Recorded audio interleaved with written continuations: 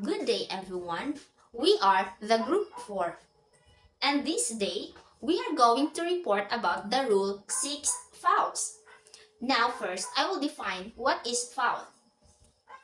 Foul is an infraction of the rules concerning illegal personal contact with any opponent and/or unsportsmanlike behavior. During a game in which 10 players are moving at speed in a limited space, personal contact cannot be avoided. That's why it can create a fouls. And any number of fouls may be called against a team. There is called irrespective of penalty, in which each foul shall be charged, entered on the score sheet against the offender and penalized accordingly.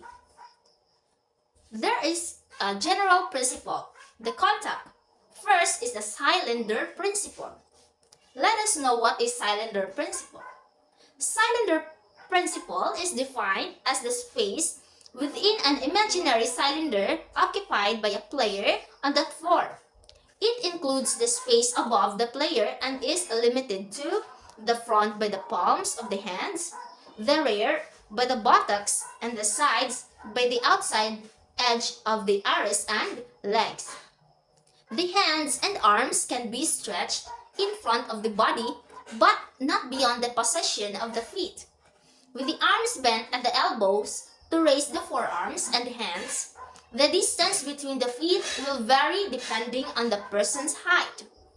Second is the principle of verticality, where in the game, every player is entitled to occupy any position or cylinder on the court that is not already occupied by an opponent.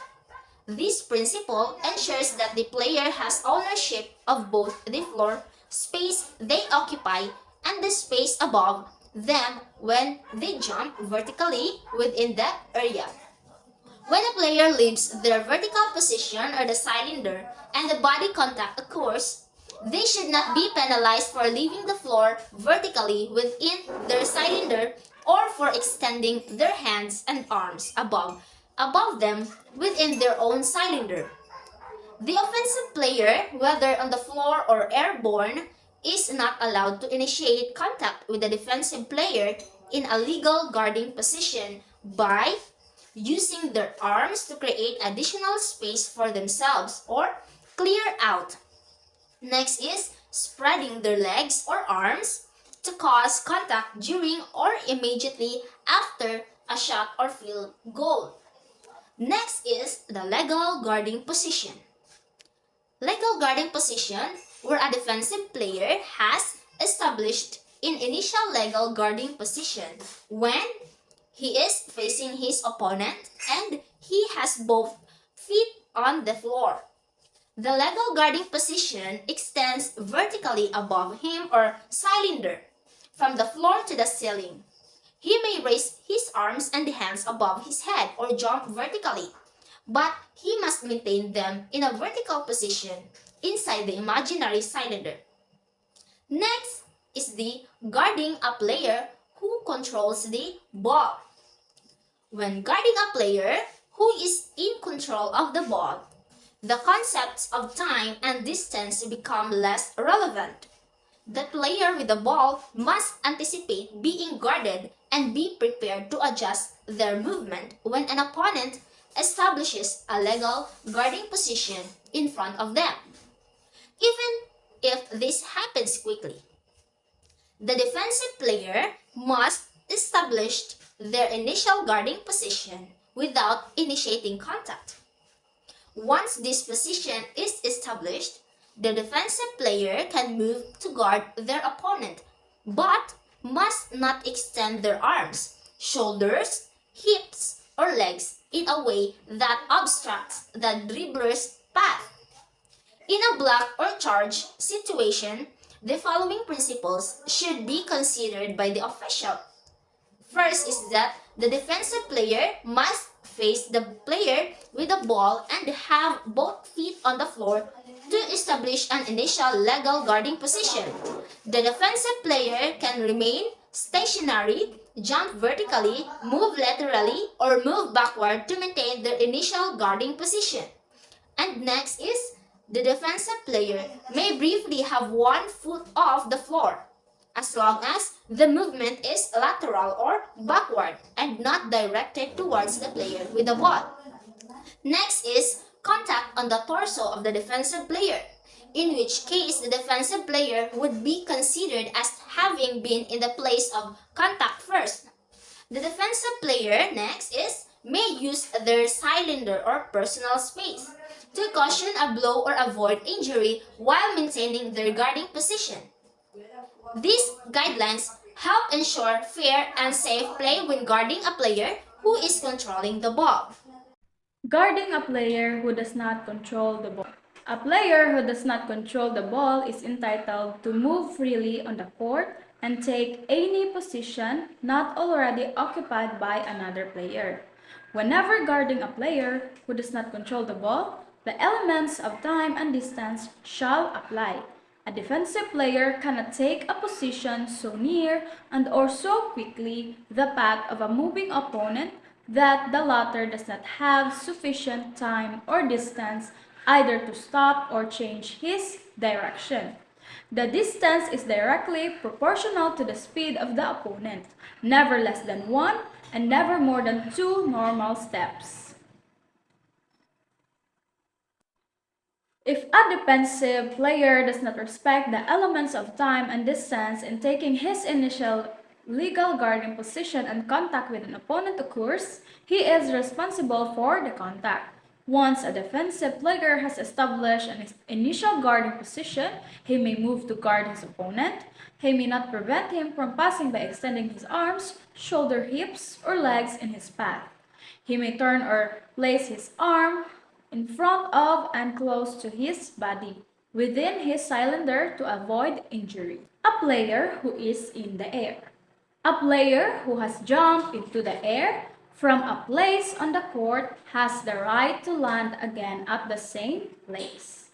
He has the right to land on another place on the court, provided that the landing places and the direct path between the take-off landing places is not occupied by an opponent at the time of take-off. If a player has taken off and landed but his momentum causes him to contact an opponent who has taken a legal guarding position beyond the landing place, the jumper is responsible for the contact. An opponent may not move into the path of a player after that player has jumped into the air.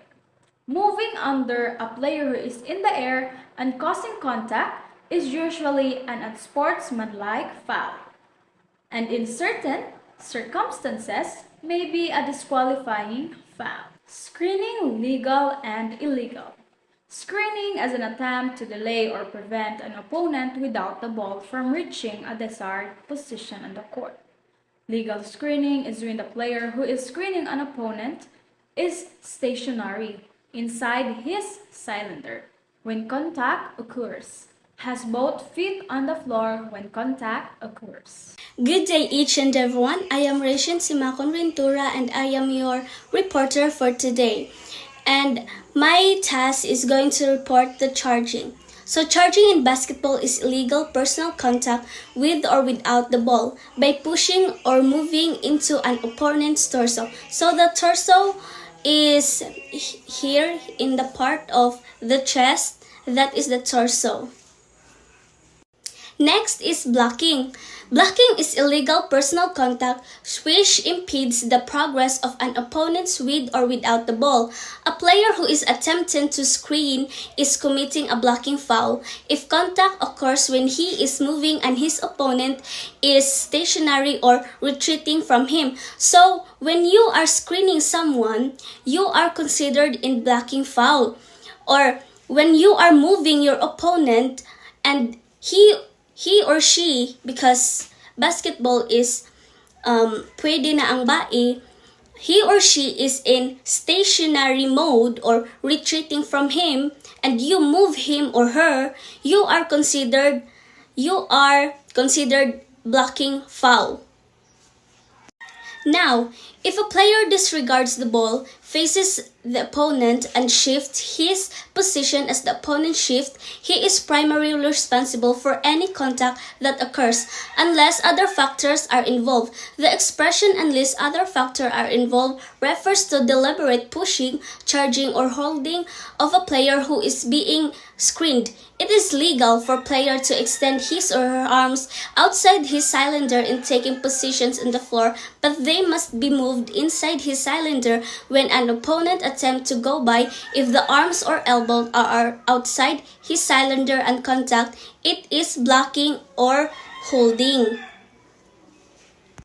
Next foul is contacting an opponent with hands and or arms. The touching of the opponent with the hands is in itself not necessarily a foul. The official shall decide whether the player who caused the contact has gained an unfair advantage if contact caused by a player in any way restricts the freedom of movement of an opponent, such as contact a foul. Illegal use of hands or extended arms occurs when the defensive player is in guarding position or his hands or arms is placed and remains in contact with an opponent with or without the ball. To impede his progress, to repeatedly touch or jab an opponent with or without the ball, it is a foul, as it may lead to rough play. Foul by an offensive player with the ball to hook or wrap an arm or an elbow around a defensive player in order to obtain an unfair advantage. Push off to prevent the defensive player from playing or attempting to play the ball, or to create more space between himself and the defensive player. Use an extended forearm or hand while dribbling to prevent an opponent's gaining control of the ball. It is foul by an offensive player without the ball to push off to get free to receive the ball, prevent the defensive player from playing to attempting to play the ball, and create more space between himself and the defeated player. The last part of my report is all about post play. The principle of vertically cylinder principle applies to post play. The offensive player in the post position and the defeated player guarding him must respect each other's right to a vertical position or cylinder. It is foul by an offensive or defensive player in the post position to shoulder or hips his opponents out of position, or to interfere his opponent's freedom of movement using extended knee, elbows, arms, or other parts of the body. That's all for my part, and the remaining part is reported or to be reported by Miss Victoria Glosinda. 33.12 Illegal guarding from the rear. Illegal guarding from the rear is personal contact with an opponent by a defensive player from behind. The fact that the defensive player is attempting to play the ball does not justify his contact with an opponent from the rear. 33.13 Holding. Holding is illegal personal contact with an opponent that interferes with his freedom of movement. This contact, holding, can occur with any part of the body. 33.14 Pushing. Pushing is illegal personal contact with any part of the body in which a player forcibly moves or attempts to move an opponent with or without control of the ball. R34 Personal foul. 34.1 Definition. 34.1.1 A personal foul is a player's contact foul with an opponent whether the ball is alive or dead. A player shall not hold, block, push, charge, trip, or impede the progress of an opponent by extending his hand, arm, elbow, shoulder, hip, leg, knee, or foot, or by bending his body into an abnormal position outside the cylinder. nor shall he indulge in any rough or violent play. 34.2 Penalty. A personal foul shall be charged against the offender. 34.2.1 If the foul is committed on a player who is not in the act of shooting, the game shall be resumed with a throw in by the non offending team at the place nearest to the infraction. If the team is in a team foul penalty situation, then Art 41 team fouls penalty will apply.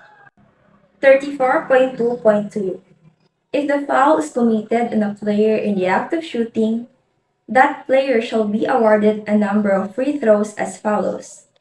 If the shot from the field goal area is successful, the goal shall count and one additional free throw awarded. If the shot from the 2-point field goal area is unsuccessful, 2 free throws will be awarded. If the shot from the 3-point field goal area is unsuccessful, 3 free throws will be awarded. If the player is fouled as or just before the game clock signal sounds for the end of the period or as or just before the 24-second device signal sounds while the ball is still in the player's hands and the field goal area is successful, the goal shall not count and 2 or 3 free throws will be awarded. R35 Double Foul 35.1 Definition 35.1.1 Double foul is a situation in which two opponents commit personal fouls against each other at approximately the same time. 35.2 Penalty 35.2.1 A personal foul shall be charged against each offender. No free throws shall be awarded. 35.2.2 The game shall be resumed as follows. If a valid field goal or a last or only free throw is scored at approximately the same time, the ball shall be awarded to the non-scoring team for a throw-in from the end line. If a team had control of the ball or was entitled to it, the ball shall be awarded to this team for a throw-in at the place nearest to the infraction.